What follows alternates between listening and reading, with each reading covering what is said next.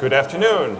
My name is Randy Stott, and I'm the managing editor of Gear Technology and Power Transmission Engineering magazines. And I'd like to welcome you all here to Ask the Expert Live. Today's topic is gear design, and I've got some experts here to answer your questions if you've got them. And I'm going to ask each of the gentlemen here to introduce himself, and then we'll get started with some questions. So my name is Karsten Stahl. I'm head of the Gear Research Center at the Technical University of Munich. At our institute, we do investigations on gears, on all interesting aspects, gear strength, endurance, the noise behavior, NVH, and efficiency. Frank? I'm Frank Uherek. I'm principal engineer with the Rexnord Gear Group in Milwaukee. I've been doing gear design since 1980. I've got gears anywhere from something you can hold in your hand to something that weighs 220 tons, about 13 meters in diameter. I also have the honor and privilege of being the chairman of the American Gear Manufacturers Association Helical Gear Rating Committee. Thank you, Frank. Chuck? Chuck Schultz. I'm the chief engineer at Beyta Gear Service, a consulting firm. I've been involved with the gear business since 1971. Frank's probably got a little bigger gears than me, but I may have more gearboxes than he did. I've well over 600 custom gearboxes that I've designed and built. And I'm also privileged to be a member of his committee and Gear Technology Magazine's corporate blogger. Thank you, gentlemen. I'm going to get started right in with the questions. And the first one I have is, how do you avoid gear pitting? Who wants to jump in?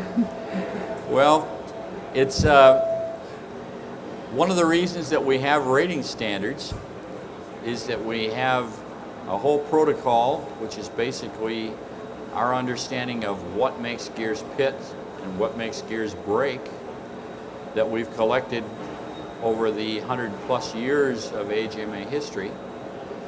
And if your gears are properly designed according to that, our standards, we believe that they'll give a proper service life based upon the hours that you've designed.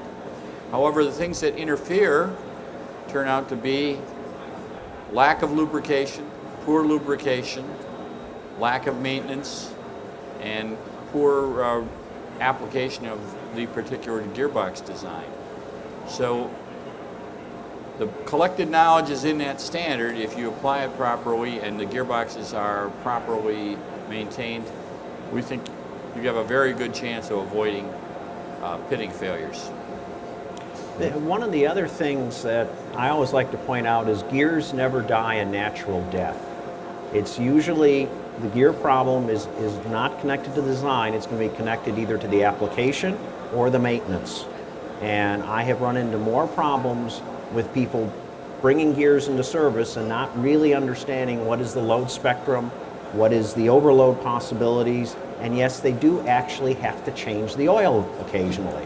And a good oil monitoring program will keep gears going for years. And you've got to take care of them, and they'll do wonders. Karsten? Maybe a general approach. A damage occurs if the occurring stress is higher than the endurable or the permissible stress. So in case of pittings, which is one out of many possible damages of a gear, it's the Hertzian stress. So everything which reduces the Hertzian stress will reduce the risk of pitting, and everything which increases the allowable stress for Hertzian stress will also reduce the risk of pitting damage. Just one last thing. One of the first paper that I ever did for an AGMA Fall Technical Meeting back in 1999, I went through 15 years of records of our gearbox rebuilding operation for cause of failure. And of the, I believe, over 1,000 gearboxes in that database, less than 10% of them failed because of design issues. 90% of them failed because of poor maintenance contaminated lubrication, lack of lubrication. And the design specifications that have been developed by the collection of experts over the years is really very good. Very good. Thank you, gentlemen. Next question I have from the readers is, what are the main causes of tooth interior fatigue fracture, and what can be done from a design standpoint to prevent it? Maybe I start on that. It's the same as with pitting. A damage occurs when the occurring stress is above the allowable stress. So in interior fracture, it's the same. If the local stress underneath the surface is above the allowable stress, which includes the residual stresses, shearing stresses, and all the super layer of the occurring stresses, then a damage may occur. So in case of pitting, we have countermeasures. In case of tooth fracture, tooth root breakage, we have countermeasures, which all lead to stresses increase underneath the structure, underneath the surface. For example, shot peening increases the allowable stress on the surface, but not far below the surface. So especially for large gears and highly hardened gears, we have the increased risk within the last 10, 15, 20 years where we see damages below the surface, and we call it flank fracture, because the damage does not occur in the tooth root, not on the surface of the flank, but it is a fracture underneath the surface within the middle of the flank. And we are just in progress of getting a standard calculation in the ISO system 6336, where we define the calculation method to be used as a technical report. And one of the items that you also have to consider with that particular failure mode is looking at the control that you have in your heat treat operation, making sure that the case depth is of sufficient depth, and again, having a clear understanding of the loading on that gear set. Mm-hmm. Because if you design it for load A and you overload it, you're going to get a surprise. We've had a lot of experience and a lot of years working on pitting and tooth breakage failures. This is basically the interior failure is an emerging area of concern that we know some things, but we don't know as much about these failures as we do about pitting and tooth breakage failures. So it's an area that a lot of research is going to go into. A lot of people will be looking at their failure analysis differently to try to find evidence of this so that we can begin to find solutions for it. It is believed that it's related to heat treat quality and also material quality, in that we know that steels with defects in them are more likely to cause this type of failure and to react poorly in heat treating. So this is something for you gear geeks to watch in coming years for more information on this failure. Thank you, gentlemen. Next question is, how is profile shift used to optimize a gear design? Jump right in. Carefully. There are any number of papers out there and different methods of optimizing rack offset, which is also a term for profile shift. You'll see some people call it X factor. There's a number of different ways to calculate it. You can get into a lot of different minutiae about what you're doing when you're doing a rack offset. The traditional American term for it was long and short addendum, which caused more confusion than just rack offset as a terminology. But basically what you're doing is you're changing the outside diameters of the gears to change the shape of the teeth. As the rack offset becomes more positive, the tooth becomes broader at the base and narrower at the top, and the actual operating pressure angle increases.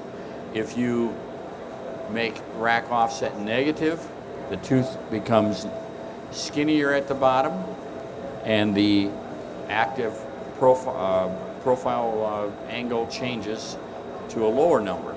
So you're basically adjusting the tooth thickness and the pressure angle, which changes the bending strength and changes how the action on the tooth occurs. There is an AGMA information sheet which discusses how to deal with profile shift coefficients. Highly recommend you take a look at it. It is very commonly used in European gear design. It is very uncommonly used in America. And not because it's different or doesn't work. It works wonderfully. It's just something that Americans have not been used to doing it, and the Europeans have done extensive work on it, and it makes a significant difference. You always, when you're looking at a gear and a gear application, you want to make sure not only that it has sufficient power capacity, you also want to understand how it's going to fail, because you don't want the thing to fail inconveniently. Now, I don't mean inconveniently at 10 a.m. on Friday morning when everyone's running out for the weekend, but in case of you want to have a benign failure, perhaps you want to have pitting before you have tooth breakage.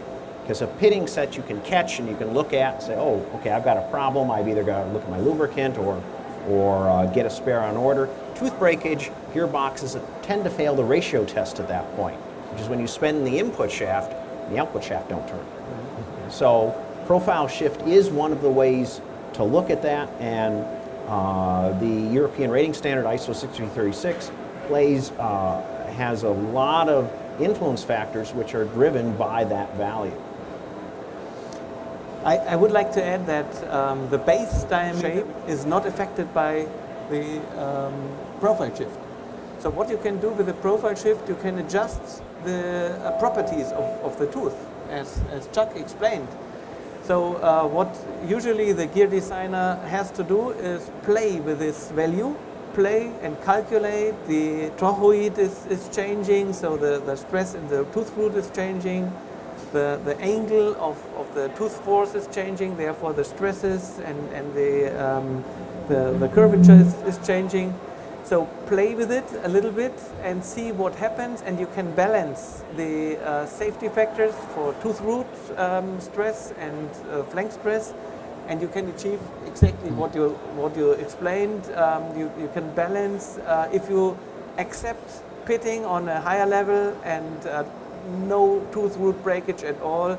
You can do that easily with the same tool, just changing the addendum factor. I rarely disagree with my friend Frank. But then don't do it But now. rack offset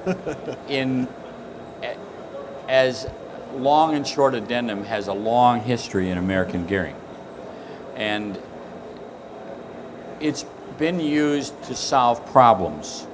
One of the problems we frequently encounter is undercutting. If we get to low numbers of teeth, we have an undercutting problem on the root fillet area. If we increase the rack offset, we bring that root diameter up and we change the shape of the tooth, and the undercutting goes away. We also use it to adjust the strength between the parts. I started using it about 1975 by accident. I had a project and we had some goals from our marketing department that we were supposed to meet, and we weren't meeting them. And we were slaving away at our computer, punching our cards, running them through the computer. And one day, a problem that had resisted resolution for a long time suddenly solved itself. How did this happen? Well, my fat fingers transposed the outside diameter on the pinion. And in doing so, I enlarged the pinion more than the family recipe called for. And suddenly, what was a limitation on the gearbox capacity went away. I started saying, well, maybe I can do this on some of my other problem spots. I resolved the problems, and I immediately got hauled into the boss's office because I must be doing something wrong, that I made my problems go away and the other people on the team didn't make theirs go away. Large investigation ensues. We discover, hey, if you play with the outside diameter of the pinion, you can make some of these problems go away. Now, you might have created some other problems, but at the time, we got marketing off our back. Thank you, gentlemen. My next question comes from the readers, and it says, how do I ensure that the right lubricant is specified to match my gear design? Well, your first source of information for that is the manufacturer's operatings and maintenance manuals. Wherever you bought the gear set from or the gear drive from, they're going to have a list of recommended lubricants as a function of ambient temperature, as a function of viscosity needs, as a function of auxiliary equipment in the gearbox, such as a backstop, that will drive a proper selection. Unfortunately, in most cases, your receiving department will discard that information immediately while unpacking the gearbox. So if you can't, then go to the manufacturer's website, obviously, and go from there. If you can't get that, AGMA has an excellent publication called AGMA 9005, Industrial Gear Lubrication.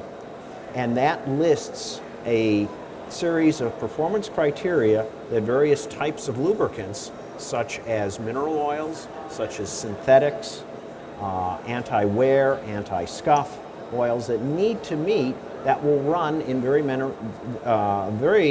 general applications.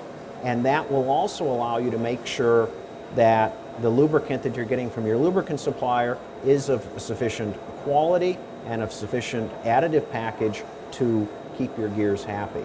So again, manufacturer's website, first spot, second spot, AGMA 9005. I think it's a danger and a problem if you design your gear and at the end go to an oil supplier and buy a lubrication. Lubrication is part of the design process of any gearbox. So at the beginning you have to decide for a lubrication.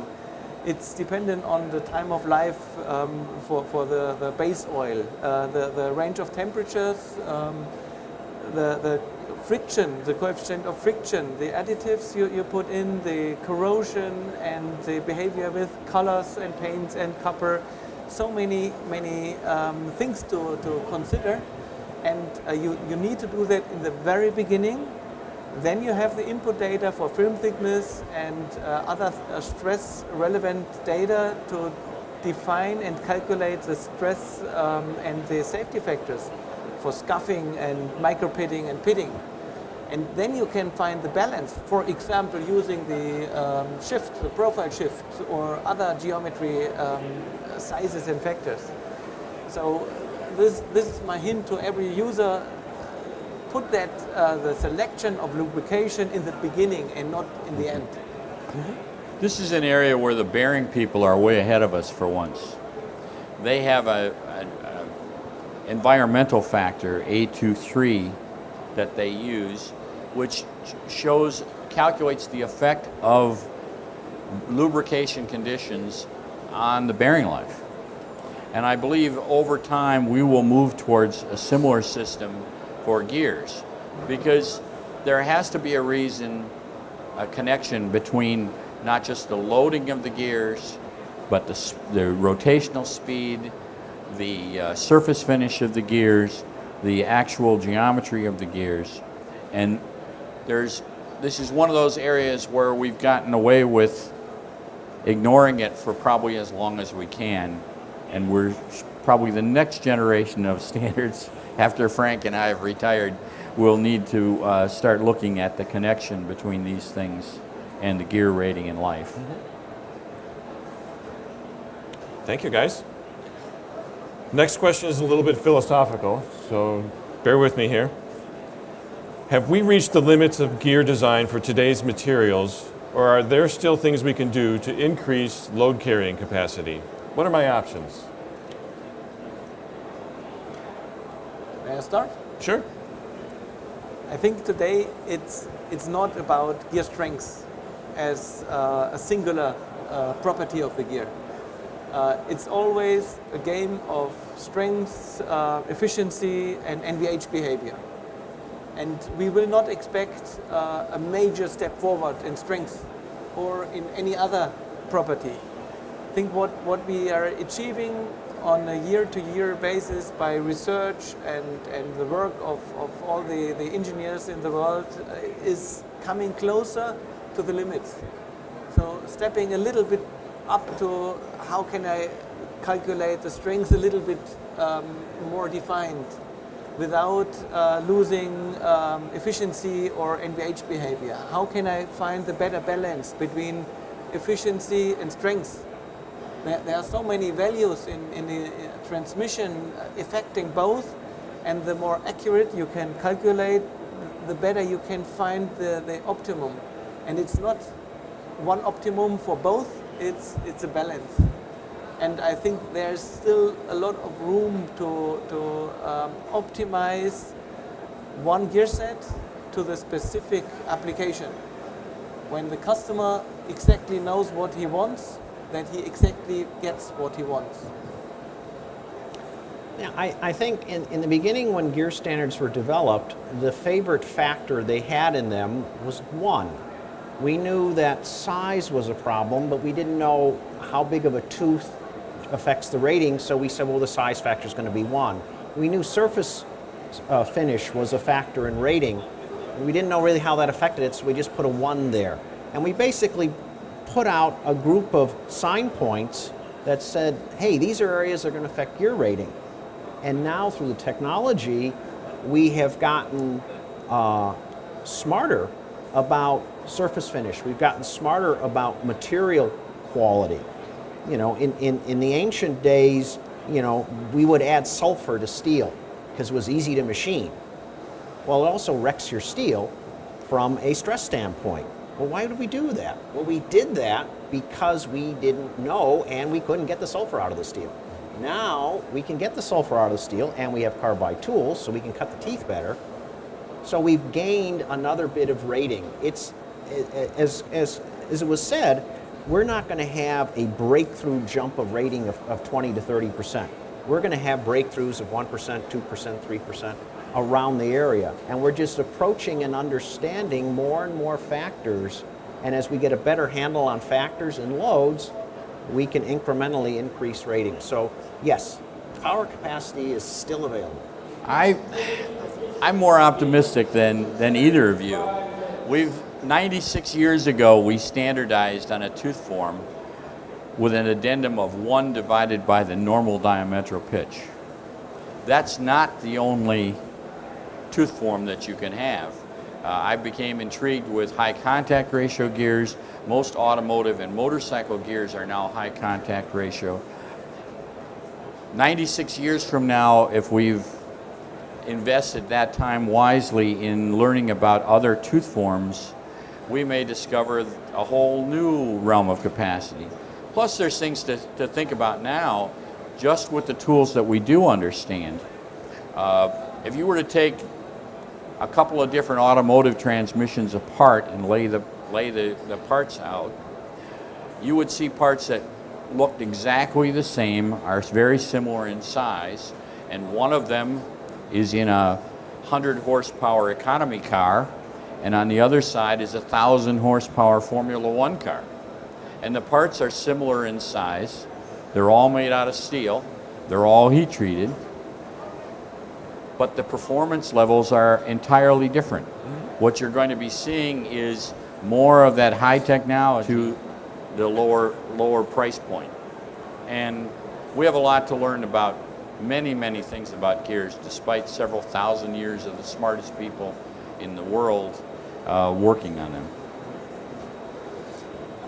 I think you're right in this quality and quality versus cost issue. We have a scatter. If we have a strength of a gear, it means there is one very strong gear, one very weak gear, and all the other gears are somewhere in between. And the more accurate we can produce and the more accurate we can calculate, the more we can lower the bottom. So our target value becomes higher. So therefore, we will not improve the best gear from 20 years ago, probably by far, but we will definitely improve the worst gear from the past, and therefore lift the whole average. The other areas that we have open to us for improving performance are improving the maintenance, the predictive maintenance aspect of things, and also controls and operator abuse. Back when I was involved with making parts for a world-famous racing team, they had chronic transmission failures with one driver, and the other driver never had any problems. And they were exactly the same parts, despite the driver with the problems insisting that he was getting all the junk parts. And it was all due to operator abuse. We have a question from the audience. This is another philosophical question. I'm fascinated by this dynamic about the poor maintenance and whatnot that still exists. And maybe this is more a question for Sigmund Freud, but how do you account for that behavior by American companies? And is that more endemic to the United States, or is it also a problem in Europe? Is it also a problem in Europe and throughout, or is it an American thing? I think if somebody wants to find insanity is repeating the same thing over again, expecting a different outcome. It's kind of hard to believe that they know what the result is going to be of not, keeping up the maintenance, and yet it's like, so what? At the risk of using up several months worth of blog post ideas, I put it to you this way. In a group of people with your automobiles, there's going to be a group of people that keep track of every gallon of gasoline they put in the car. They religiously follow the manufacturer's maintenance records. They're over getting their oil changed every 3 months. They keep the air up in their tires because that's the way they are. Then there are the people that treat every car like it's a rented mule, and they really don't care. There's a growing feeling in some sectors that run to failure is a perfectly acceptable shop maintenance practice. There are other people who feel every machine should be treated with reverence, respect, and love, and kept as clean and as well maintained as possible. And it's interesting to see how that plays out, but in many cases, people don't have a choice. I've been in steel mills where, frankly, it'd be amazing if someone could get in and change the oil. Simply because you got gearboxes stacked on top of other gearboxes, and you just can't get to it. A lot of it has to do with the individual circumstances. We as engineers would love everyone to be treating our products with reverence, but they're not. And they're never going to. I think predictive maintenance and condition monitoring systems will help there. You can increase or reduce the safety factors on gears. If you have condition monitoring, a flag goes up, this transmission has to be changed. And if you change 1 out of 1,000 transmissions and increase the density, the power density, it will be a positive business case.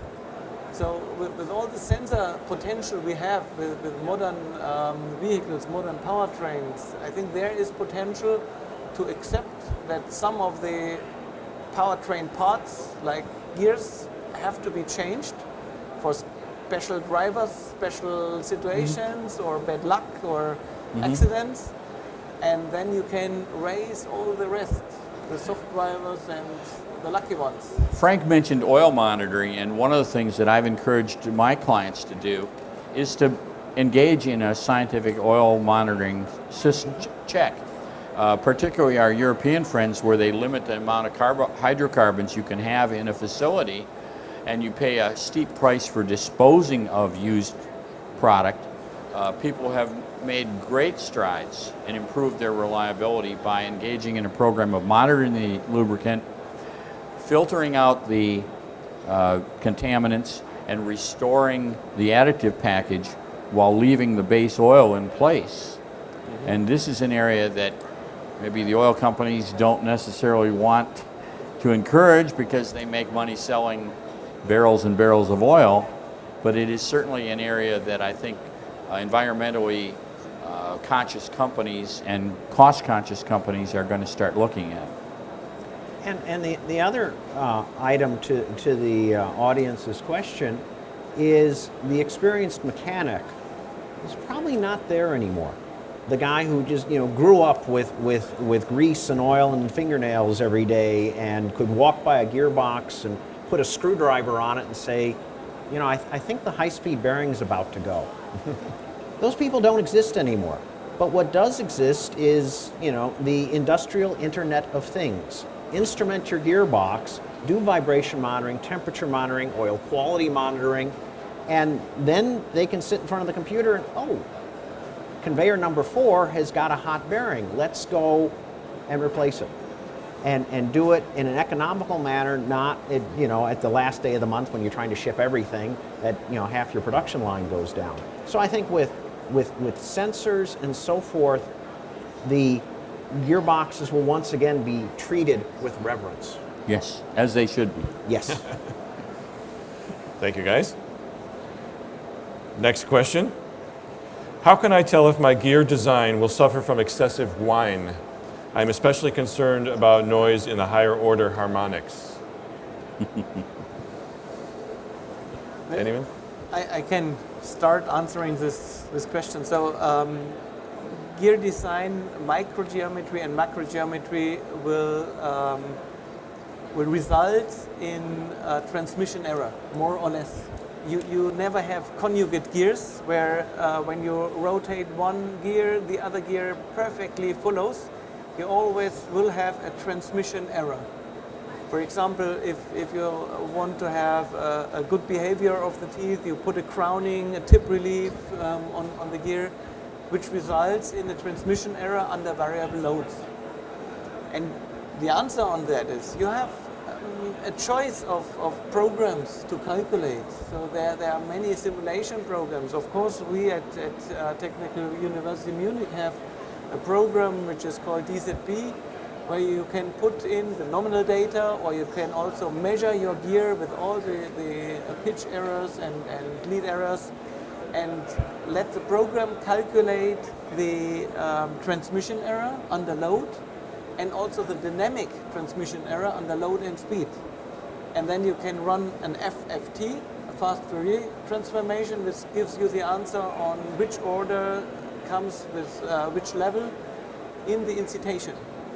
What results then in noise depends on the whole powertrain. This is very complicated. So in a car, you don't hear the gear, you hear the dynamic force transmitted through several paths, and then maybe you hear something in the car which starts to vibrate of that. So what is true for any case, 1 decibel reduction in the dynamic force gives you 1 decibel reduction of the airborne noise in your ear. Mm-hmm. So this is what you want. You want to calculate the noise level of the force, and then you can assess and improve this behavior. Okay. I mean, the other issue that you want to look at, in addition to taking your design and going through the analytics, is also build the system and do actual noise measurement, vibration measurement testing. Because as was stated, it's not only the geometry of the gear set, it's also the housing, the foundation, and the surrounding items. And it also surprisingly depends on what the gear set is doing. If you are crushing rocks, I don't care about whine, because I'm not going to hear whining, I'm going to hear rock crushing. If I'm in an operating theater and I'm trying to raise an operating table for the surgeon, I don't want any whine there. And the combination of analytical software, microgeometry modifications, fine pitch, high numbers of teeth, will tend to manage your noise problem appropriately. We've come a long way from the days when we used to tell people that singing gears were happy gears. And the analytics have certainly helped. Generally speaking, if you follow the design procedures that are used, and the gears are made without excessive manufacturing defects, you'll get a pretty good performance. But our ability to predict from the mathematics what the actual gears are going to sound like is still rather limited. So you can follow the recipe as well as you can. You're still going to have to build some parts. And once you've got the parts built, there's a lot of tools available to help you modify the sound output from those gearboxes. But short of actually building the gearboxes and the environment they go in, you're not going to get an accurate prediction out of the noise unless you're at the very highest level of the science. Part of me says yes. Some other part says if you take a lot of effort in the calculation, in preparing the data and putting up the model, it will be more efficient to build it actually and to measure. If you think of big gears or one-off, a turbine with 100 megawatts, you do not want to build a sample and hear. So you will have to put a lot of effort in simulation and calculation. It's worth it. So I think the answer is both. It depends on volume and size and cost for prototypes, whether you make more experiment or more calculation. Both is available. Very good, thank you. Next question. How can gear designers take advantage of recent advances in machine tool controls to optimize their designs for a given application? It's a slippery slope. Just because you can do something doesn't necessarily mean you're smart enough to do it. A lot of people are overly fond of microgeometry modifications, in my opinion. When you think you're optimizing microgeometry, you're optimizing it for one particular set of loads. And if you encounter loads different than that in the field, you are by definition sub-optimized. So you can use all those tools about putting a tapered lead crown on, putting tip relief on, putting root relief on, putting all kinds of fancy modifications on the gear teeth, but they may or may not solve the problem that you're trying to solve. Yes and no.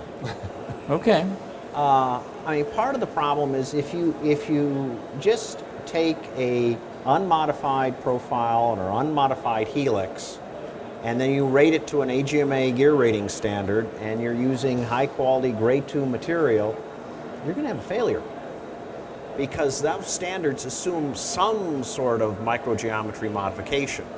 Now, the next step of that, when you're looking at that, we say, well, have your leads been properly modified? And the people who wrote the standard are very smart. They don't define what properly modified actually means. They just said, did you do it correctly? And if you didn't do it correctly, you're going to end up with a gear set that instead of having 5 inches of face in contact of a 5-inch wide face width, you'll have one that's 2 inches in contact because you've overcrowned it. Or you'll have tip to root interference. The advances in machine tools allows us to fine-tune microgeometry. And if you know what your load is, and if it's a steady load, you can optimize. But you can also say, well, gee, I really don't know what my load is. I'm going to have some variation. You then optimize for what you think the load is, and then check the extremes to make sure you haven't absolutely sub-optimized the issue. So from the standpoint of machine tooling, we can go and can put in a tapered lead to deal with torsional windup, and crowning to deal with bending deflection, and tip relief on the profile and root relief so we can conquer whining and other noise issues. But as Chuck has said, you have to know that initial load. If you don't know what that load is, you're just fooping in the wind. I would like to add two things. One is manufacturing must be in balance with simulation and program tools. So in the past, 50 years ago, we had a thumb rule what the tip relief should be, length and profile-wise. Today we have sophisticated tools to calculate 0.5 micron exactly what crowning and topological modification you need. So therefore you need machines being capable of producing that. So one without the other does not make any sense. So if you have machines being capable of tolerances within the micron or even less, that helps you to define modifications in that range. Second, all the engineers are dreaming of a load-independent modification, and we are working on it. and I'm pretty sure that there's a way. So let me easily explain how the idea behind that is. If you have the plane of action, the tooth plane, what we are doing is we take a part of that and put a periodic modification on it, and the size of this modification is dependent on the load. So the higher the load, the more this part of the flank is engaged, and therefore you have a factor now. So the impact of this periodic modification is dependent on the load.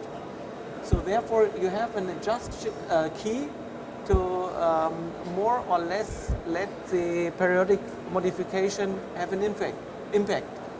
And there is light at the end of the tunnel that we will be able to calculate, and maybe some years later even to being able to reproduce this on machines. How far away from that are we? In theory, in prototypes, we are very close. So we are able to have periodic modifications which are far better than topological modifications, but not for all loads. So I think in 5 years maybe we can do that in prototypes. Maybe in additional 2-3 years we can do that in serial production. Very interesting, thank you. Okay. We probably need to warn about misapplication of family recipes, though. One of our committee members published a wonderful paper on noise complaints in diesel engines.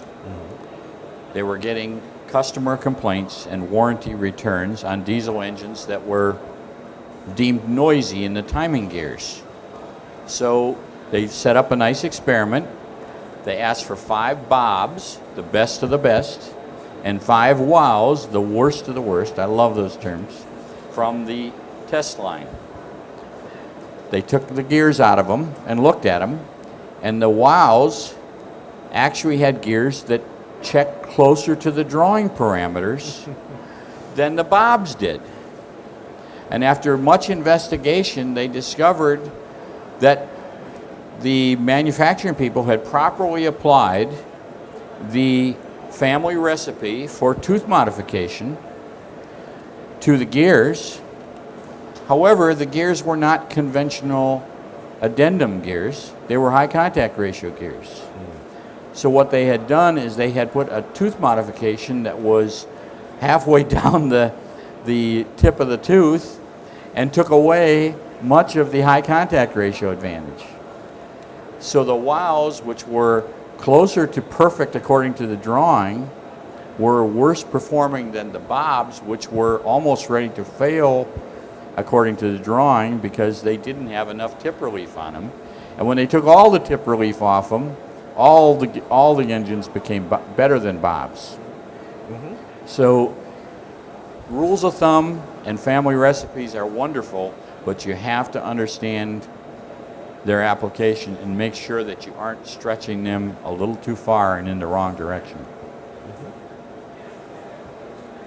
Thank you, guys. Moving on to the next question, and I'm going to remind the audience, if you have questions for the experts, you're welcome to raise your hand and we'll give you a microphone. What are the advantages and disadvantages of increased pressure angle? Well, pressure angle in the deep dark past in the early 1900s was 14.5 degrees. And at that time, we had pinions that were populated with many teeth, and it worked well, but it really didn't have a great strength rating. So then we slowly moved to 20-degree pressure angle, and we got a little more strength, and gears got a little noisier. And then we moved to 25-degree pressure angle, and that's basically where most of the industry is around at this point. We're somewhere between a 20 and a 25, and if you're running with profile modifications, you might get above that. As you get larger in pressure angle, you are making a wider base to your tooth, but if the base of a tooth is getting wide, the tip of the tooth is getting narrower and narrower. And since most gears are surface hardened, as the tooth gets narrower and narrower near the top, well, the carbon, if you carburize, the carbon's coming in from the top and it's coming in from the side, it's coming in from the other side, and you get a tip of a tooth that is incredibly over-carburized. And usually when teeth are over-carburized and you hit them, they fly off, which is inconvenient because it'll usually go through a bearing or go through a thing, and then our service department gets a phone call, usually at Friday at 4:30. So there is an upper limit to pressure angle. If you've been at the recent AGMA Fall Technical Meeting has presented a couple of papers on increasing pressure angle, and if you can deal with that tip disappearing, you can sometimes get a little more strength. However, you have to start now worrying about undercut, and you have to start worrying about numbers of teeth, because the formulas just don't allow that type of geometry. You also start worrying about contact ratio. A conventional set of spur gears has a profile contact ratio of somewhere between 1.3, 1.5, which means that 30 to 50% of the time, two teeth are in contact. As the pressure angle increases, and again, going back to our rack offset argument, as rack offset increases, the profile contact ratio starts to fall off.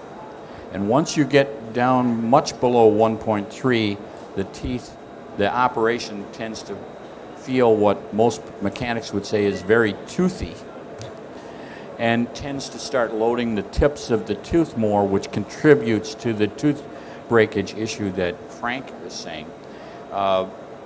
Again, as an advocate for high contact ratio gears, the 14.5 degree pressure angle actually resulted in a lot of gears back in the olden days that had a profile contact ratio of over 2.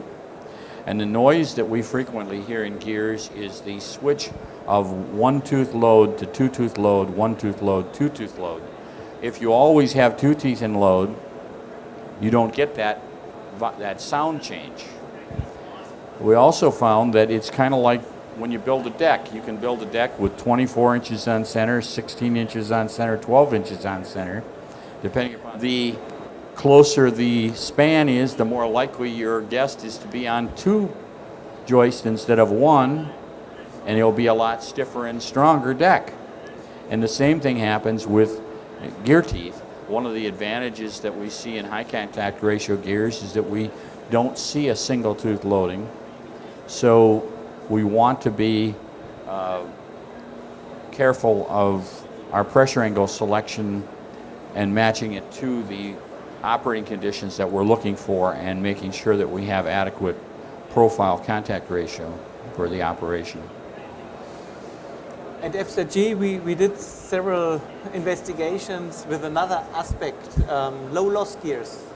So the loss is a function of friction and speed. And the higher the distance from the mesh point, the higher the speed. So a recipe for low loss gears is to reduce the height, going down below 1 with a contact ratio. So 0.7, for example, to reduce losses. Then you need helical gears with strong helical angle to compensate, to get an acceptable acoustic behavior. And what happens if you have small teeth? You can increase the pressure angle. And increasing the pressure angle to 35 or even more means the curvature, the radius of curvature getting larger.